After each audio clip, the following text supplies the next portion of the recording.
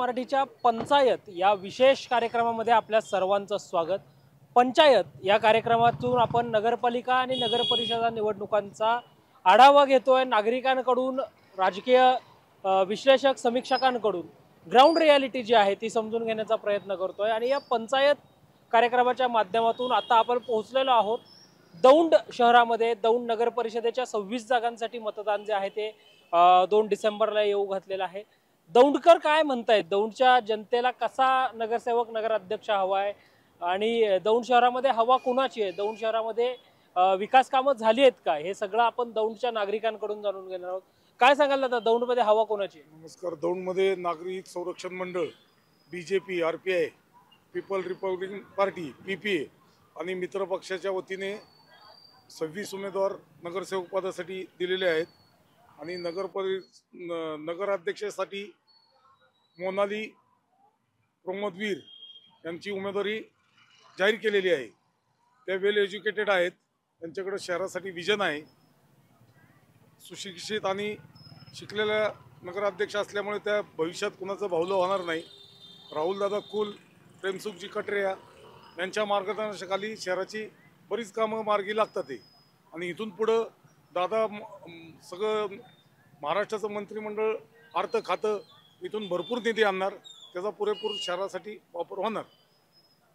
चांगले उमेदवार आहेत सगळे। काय वाटतंय तुम्हाला, कोणाची हवा आहे? NDA, Bharatiya Janata party NDA म्हणजे आमदार राहुलदादा कुल, प्रेमसुखजी कटारिया यांनी युती करून नागरिक हित संरक्षण मंडळ पॅनल दिलेला आहे। युवा पिढीला भरपूर संधी दिलेली आणि नगराध्यक्ष पदसाठी सुद्धा युवा पिढीच महिला दिलेल्या आहेत आणि विजय होईल अशी खात्री वाटते। दौंड शहराचा विकास झालाय किंवा दौंड तालुक्यासाठी काय रचना झाल्यात? विकास चालू आहे। राहुल कुलांकडे 100% विजन आहे। बहुमत जनतेने दिल्यास दौंडचा नक्षा निश्चित बदलतील ते। काय सांगाल दादा, कोणाची हवा आहे, काय वाटतंय? नागरिक हित संरक्षण मंडळाची भाजप पुरस्कृत सगळे पीआरपी, आरपीआय गट यांची हवा आहे आणि राहुलदादा कुल यांच्या माध्यमातून भरपूर काम झाले। तुम्ही जे रोड थांबलेत ना, तिथं पहिलं चालता येत नव्हतं, इतकं निधी दादांनी आणलाय आणि दादा भरपूर निधी आणणार। समोरच्या यांच्याकडे निधी आणू शकत नाही तर त्यांना निवडून देऊन उपयोगच नाही ना काय। शेवट राहुलदादा सगळं निधी आणणार तालुक्यासाठी आज, तर त्यासाठी लोकांनी गांभीर्याने विचार करून नागरिक संरक्षण मंडळाला निवडून द्यावं, आमची अशी कळकळीची विनंती आहे। खरं तर 2017ला निवडणूक झाली होती, त्याच्यानंतर आता आपण 2025 मध्ये निवडणुकीला सामोरे जातोय, तर कसा असावा नगरसेवक नगराध्यक्ष जो आपण निवडून देणार आहे? वेल एज्युकेटेड नगराध्यक्ष पदाची उमेदवारी मोनालीताई वीर म्हणून दिलेली आहे। चांगली वेल एज्युकेटेड, त्यांनी पहिले भाषणच काल केलं, इतकं सुंदर केलं की कोण असं बोलू शकत नाही, इतकं सुंदर भाषण त्यांनी केलं, त्यामुळं काही अडचण नाही। तुम्हाला काय वाटतं दादा, कोणाची हवा आहे? नागरिक हित संरक्षण मंडळ, आरपीआय आघाडी, राहुलदादा कुल यांनी चांगला विकास केलाय। स्विमिंग टँक बांधलंय, क्रीडा संकुलन बांधलंय, पंचायत समिती होतीये, शहरातले सगळे रस्ते, अष्टविनायक मार्ग हे चांगल्या बुद्ध विहार 4.5 कोटीचं बांधलंय। आता शहरात, जिल्ह्यात असं कुठंच बुद्ध विहार नाही जसं बांधलंय।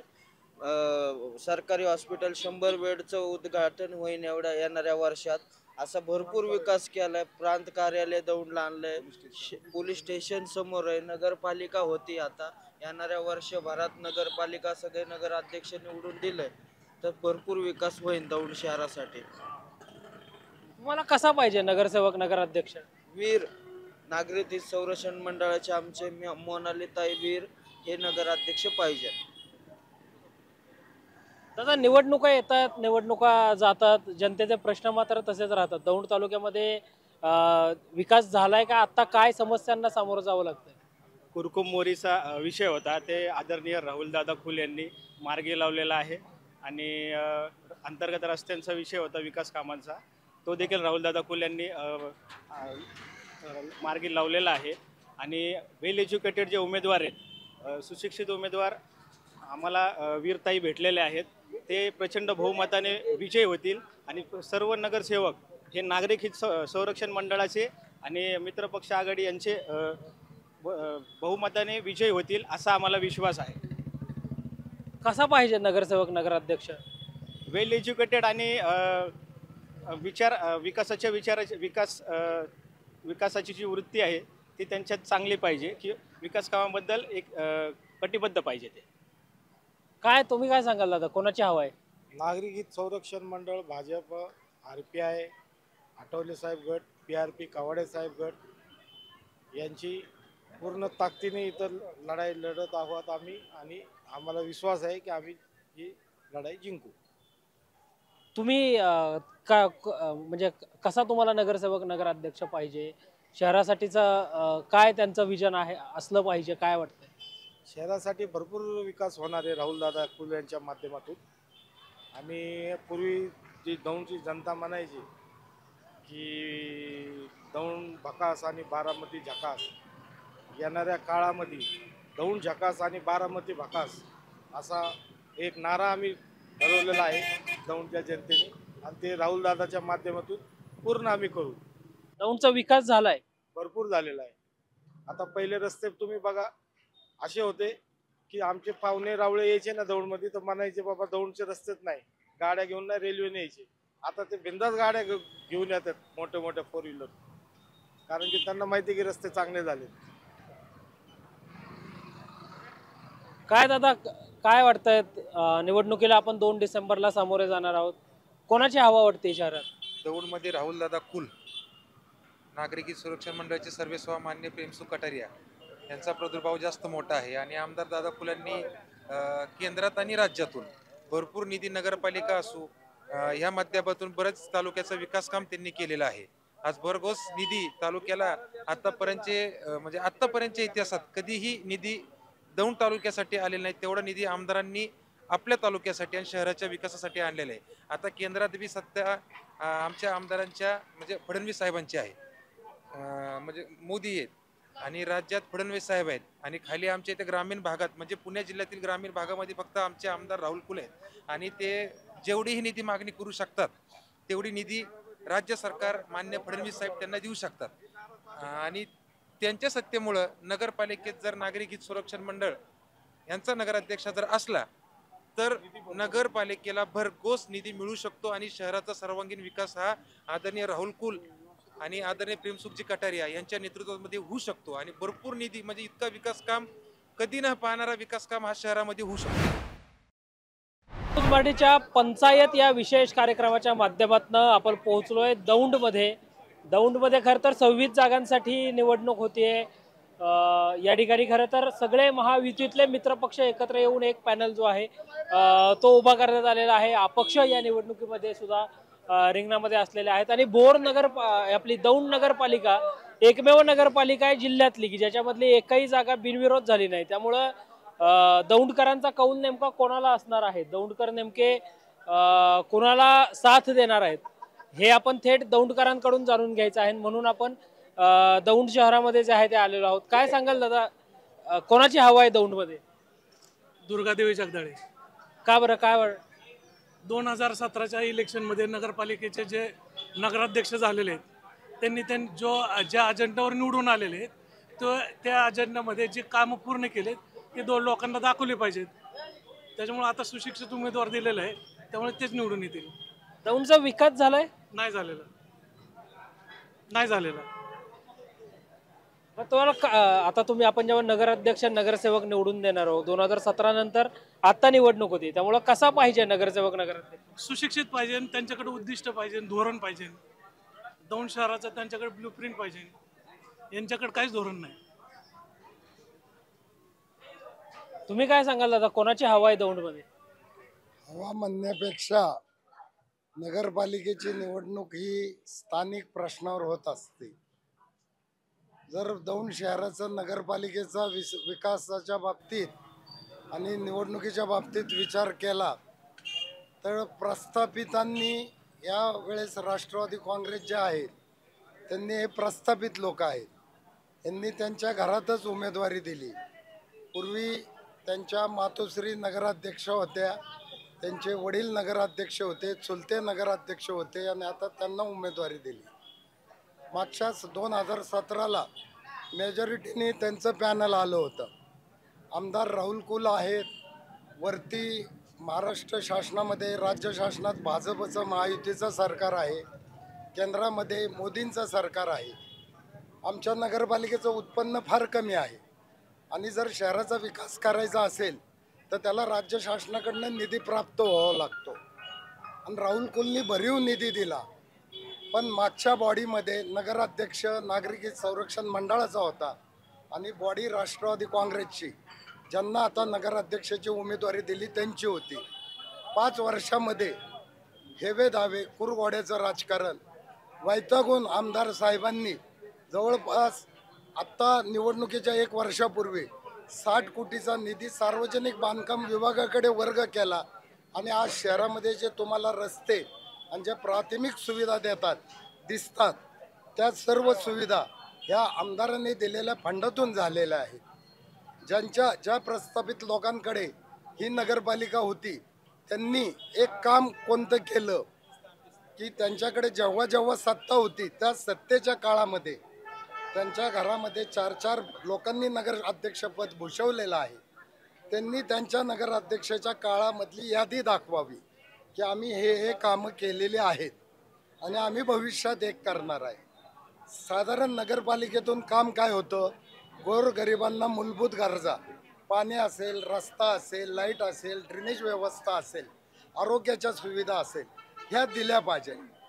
समोरचा पॅनल आणि उमेदवार आहे, प्रोफाईल आहेत, उच्चभ्रू आहेत आणि त्यांना ह्या शहराची जी आर्थिकदृष्ट्या रचना पाहिली असता 80% लोक या आर्थिकदृष्ट्या दुर्बल आहेत आणि या दुर्बल लोकांच्या समस्याही अगदी मूलभूत आहेत.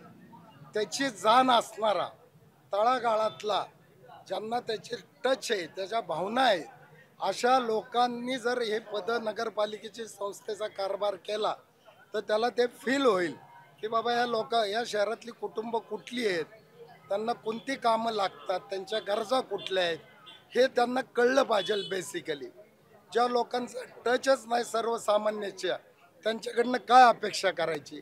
सुशिक्षित म्हणलं तर भाजप महायुतीने दिलेला उमेदवार बी सुशिक्षित आहे आणि सर्वात महत्त्वाचं आदरणीय शरद पवार, अजित पवार यांचं जे धोरण होतं महिला सबलीकरण आणि सर्व जाती धर्मांना द्यायचं, आपण पाहिलं असेल महाराष्ट्रामध्ये आरक्षणावरनं किती वाद झाले आणि हे आरक्षण वंचितांना, ज्यांना हक्क नाही, जे सत्तेपासून विकासापासून जे लोक वंचित आहेत त्यांना सत्तेत वाटा मिळावा म्हणून ओबीसी महिलेला आरक्षण असताना मराठा समाजाचं ओबी कुणबी घेतलेल्या माणसांनी इथं उमेदवारी केलेली आहे. हा एक प्रकारे ओबीसी समाजावर अन्याय आहे. त्यांना अनेक ठिकाणी संधी मिळू शकते, परंतु ओबीसी समाजाला संधी न देता आपलं प्रस्थापित राजकारण 1 पिढी झाली, 2 पिढी झाली, 3ऱ्या पिढीपर्यंत कसं चालवलं जाईल आणि आपलं अस्तित्व शहरात कसं राहील हे एकाच उद्देशाने समोरच्या लोकांनी पॅनल उभा केलेला आहे. त्यांचं कुठलंही आता 10 दिवस निवडणुकीला राहिलेले आहेत, त्यांच्या कार्यकर्त्यांच्या, त्यांच्या नगरसेवक पदाच्या उमेदवारापासून आणि त्यांच्या नगराध्यक्षाच्या उमेदवारापासून एक सुद्धा की या शहरात ही समस्या आहे आणि आम्ही हे काम केलंय, आम्ही हे केलं आहे, आम्ही हे करणार आहे असं कोणतंच विजन न सांगता निवडणुकीला समोर जात आहेत. दौंडची जातना सुज्ञ आहे, ते योग्य उमेदवाराची निवड करतील. भौगोलिकदृष्ट्या सक्षम असणारा तालुका या ठिकाणी प्रस्थापित राजकारण्यांमुळे मागं गेला असं माझ्यासारख्या छोट्या कार्यकर्त्याला वाटतं आणि येणारी जनता येणाऱ्या काळामध्ये या निवडणुकीमध्ये सर्वसामान्य, गोरगरीब, अल्पसंख्याक, मुस्लिम, मागासवर्गीय समाज या शहरामध्ये बहुसंख्येने आहे, मुस्लिम समाज आहे, ख्रिश्चन समाज आहे, यांची उमेदवारी या सर्वांचा पाठिंबा या सर्व परिस्थितीमध्ये पाहता नागरिक हित भाजप, RPI, PRP त्यांच्या उमेदवाराला मिळेल असं मला वाटतं. तुम्ही काय सांगाल दादा, कोणाची हवा आहे शहरात, काय वाटतंय? आज या शहरामध्ये नागरिक संरक्षण मंडळ आणि RPI आठवले गट, कावाडे गट आणि दौंडचे जे आरोग्य दूत आमचे आमदार राहुलदादा कुल यांची बऱ्यापैकी चांगली हवा आहे आणि त्याच्यामुळं दौंडमध्ये समजा आरोग्याचा विषय आला तर आरोग्याच्या बाबतीत दादा कधी कुणाला नाराज करत नाही. त्याच्यामुळं प्रत्येक गल्लीबोळात दादाची हवा आहे. एकंदरीतच दौंडच्या नागरिकांमध्ये चा कौल काय आहे हे आपण जाणून घेण्याचा प्रयत्न करतोय. काय वाटतंय, कोणाची हवा आहे दौंडमध्ये? आता दौंडमध्ये तसं बघायला गेलं तर गेल्या 50 वर्षापासून दौंडचा विकासच नाही. साधी मुतारी नाही दौंडमध्ये, म्हणजे एकदम क्षुल्लक बाब.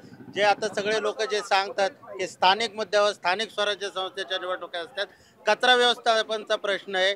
कचरा सतत घाण. आता जरी तुम्ही बघितलं कुठं बी फिरलं तरी कचऱ्याचं साम्राज्य आहे.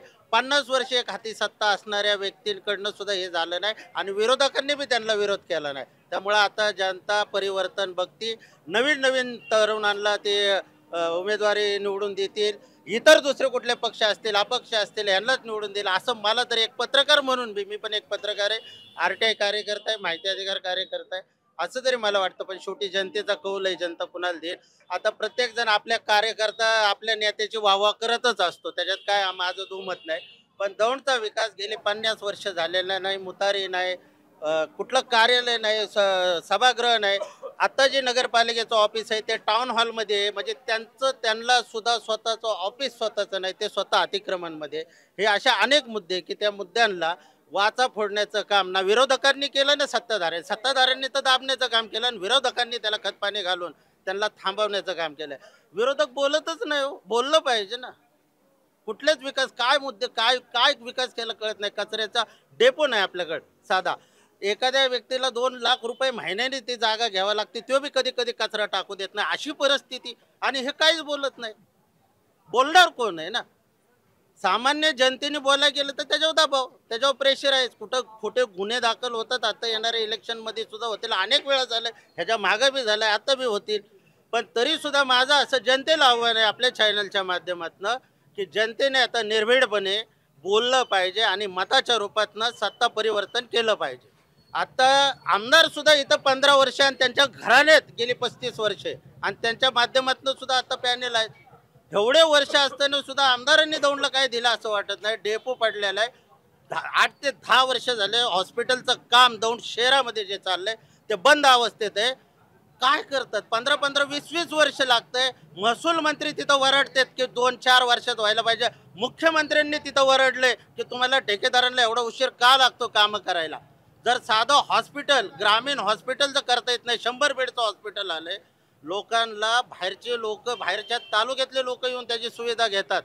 पण आपल्या लोकांना ती सुविधा घेण्यासाठी ते परिपूर्ण होणं गरजेचं आहे. आज 8-8, 10-10 वर्ष झाले ते हॉस्पिटल पूर्ण होत नाही. कारण काय मला माहीत नाही. मुतारी तर नाहीच आहे आणि महिलांची तर मुतारी नगरपालिका तयार झाल्यापासून नव्हतीच आणि ह्यावर सुद्धा बोलत नाही. आता इथं मार्केटमध्ये जर आपल्या आया बहिणी आल्या तर तुम्हाला माहिती आहे घरी जास्तो त्यांना कुठं जाता येणार नाही. त्याच्यामुळे पिशवीला त्रास होतो. त्यांच्या अनेक मेडिकल प्रश्न आहेत आपल्या आया बहिणींचे, ह्याच्याकडे बारकाईने लक्ष दिलं जात नाही. फार असे अनेक गंभीर प्रश्न बोलायला गेलं तर आपल्याला रात्र सुद्धा पुरणार नाही. आणि त्यामुळे मला वाटतं की जनतेने आता परिवर्तन घडवायला पाहिजे. सत्ताधारी विरोधकांना चाप दिली पाहिजे आणि नवीन नवीन असा वेगळाच कौल दिला पाहिजे की ह्यांना बी नाही कळायला पाहिजे की काय आलं आणि काय नाही. म्हणजे सगळेजण काहीतरी करण्याचा प्रयत्न तरी करतील. जोपर्यंत ह्यांना सत्तेतनं बाहेर काढलं जाणार नाही तोपर्यंत विकासाकडे काम करणार नाही असं मला एकट्याला वैयक्तिक तरी वाटतं. 2017 नंतर आपण आता 2025ला निवडणुकीला सामोरे जातोय. काय वाटतंय दौंडमध्ये? काय नाही, अतिशय चांगलं वातावरण आहे. यावेळेस आम्ही युवा चेहऱ्यांना राष्ट्रवादी काँग्रेस पार्टीच्या वतीने युवा चेहरा आम्ही दिलेला आहे. एक शिकलेली मुलगी दुर्गादेवी इंद्रजीत जगदाळे, हिला नगराध्यक्ष पदाकरिता M.Tech झालेली आहे. तिला या इलेक्शनसाठी नगराध्यक्ष पदासाठी आम्ही उभा केलं आहे. राष्ट्रवादी काँग्रेस पार्टीच्या वतीने दौंड शहरामध्ये 26 नगरसेवक उमेदवार उभे आहेत आणि 1 नगराध्यक्ष, असं आमचे एक टीम सध्या फार चांगल्या प्रकारे काम करतात आहे. लोकांचाही अतिशय चांगला रिस्पॉन्स आम्हाला इथं प्रचार करताना जाणवत आहे. पंचायत या विशेष कार्यक्रमाच्या निमित्तानं दौंड नगर परिषदेच्या निवडणुकीच्या अनुषंगानं आपण दौंडमध्ये आलेलो होतो. दौंडमधले राजकीय विश्लेषक, पत्रकार आणि सर्वसामान्य मतदार यांचा कौल जो आहे तो आपण जाणून घेतला. इथे खरं तर तिरंगी लढत होताना आपल्याला पाहायला मिळते. दोन्ही राष्ट्रवादी एकमेकांच्या विरोधात आमने-सामने टाकल्यात तर भाजपनं तिथे नागरी संरक्षण आघाडीकडून आघाडीच्या माध्यमातून निवडणूक लढण्याचा जो आहे तो निर्णय घेतलाय. 3 डिसेंबरला पाहावं लागेल या तिघांपैकी काका पुतण्यावर वरचढ ठरतात की पुतण्या काकावर पुन्हा एकदा भारी ठरतो की नागरी संरक्षण मंडळाचा पुन्हा एकदा या ठिकाणी नगराध्यक्ष होताना पाहायला मिळतो. हे पाहण्यासाठी मात्र 3 डिसेंबरची वाट जी आहे ती पाहावी लागणार आहे. व्हिडिओ जर्नलिस्ट निलेश लोहारसह संकेत देशपांडे, टॉप न्यूज मराठी, दौंड. तुमची car, electric panel, data server आगीपासून सुरक्षित आहे का? नाही? मग आजच बसवा F protect temperature activated fire suppression device. यामध्ये आहे eco friendly non toxic pressurised liquid, जे आग लागल्यास क्षणार्धात ऍक्टिव्हेट होऊन आगीवरती मिळवते नियंत्रण. बसवण्यास अतिशय सोपे आणि सुटसुटीत टेकालिपचे एक दर्जेदार उत्पादन एफ प्रोटेक्ट.